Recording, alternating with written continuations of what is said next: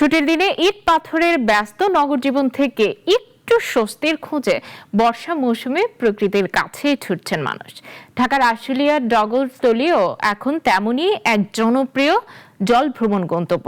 বিস্তীর্ণ জলরাশি, নৌবিহার আর গোধূলির মোহনীয় সৌন্দর্যে প্রতিদিনই বাড়ছে দর্শনার্থীর ভিড়। আশুলিয়া প্রতিনিধি মোহাম্মদ রাকিবুল হাসান খানের তথ্যচিত্রে বিস্তারিত।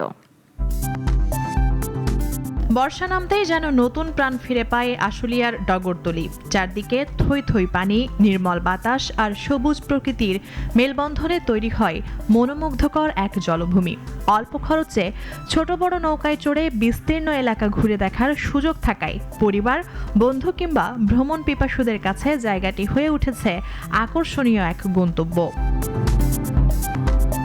বিকেলের পর থেকেই বাড়তে থাকে দর্শনার্থীদের আনাগোনা। অস্তগামী সূর্যের সোনালী আভা যখন জলরাশির বুকে ছড়িয়ে পড়ে, তখন প্রকৃতি সাজে অন্যরকম রূপে। এই নয়নাভিরাম পরিবেশ উপভোগ করতে প্রতিদিনই আশেপাশের এলাকা ছাড়াও দূর দূরান্ত থেকে ছুটে আসছেন প্রকৃতিপ্রেমীরা। ছুটির দিনগুলোতে সেখানে মানুষের ভিড় বাড়ে। তবে পর্যটকের সংখ্যা বাড়ার সঙ্গে সঙ্গে সামনে এসেছে কিছু বাস্তব চ্যালেঞ্জও। স্থানীয়দের দাবি, যাতায়াত ব্যবস্থা আরও উন্নত করা, নৌযান চলাচলে নিরাপত্তা নিশ্চিত করা এবং ভাড়া নির্ধারণে কার্যকর তদারকি জোরদার করা জরুরি। সেই ব্যস্ত লাইফ থেকে এসে এখানে একটা মনোরম পরিবেশটা আসলে অনেক সুন্দর। আমি বাতাস অনুভব করতেছি আর নদী দেখতে আসছি, নৌকা দেখতে এসেছি। অনেক ভালো লাগছে, নৌকায় সিরিয়াসলি অনেক বেশি ভালো লাগছে।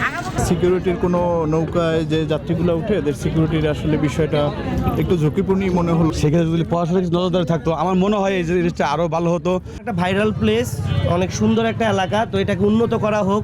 উপজেলা প্রশাসন জানায়, দর্শনার্থীদের নিরাপত্তা নিশ্চিতে আইন শৃঙ্খলা বাহিনীর তৎপরতা অব্যাহত রয়েছে।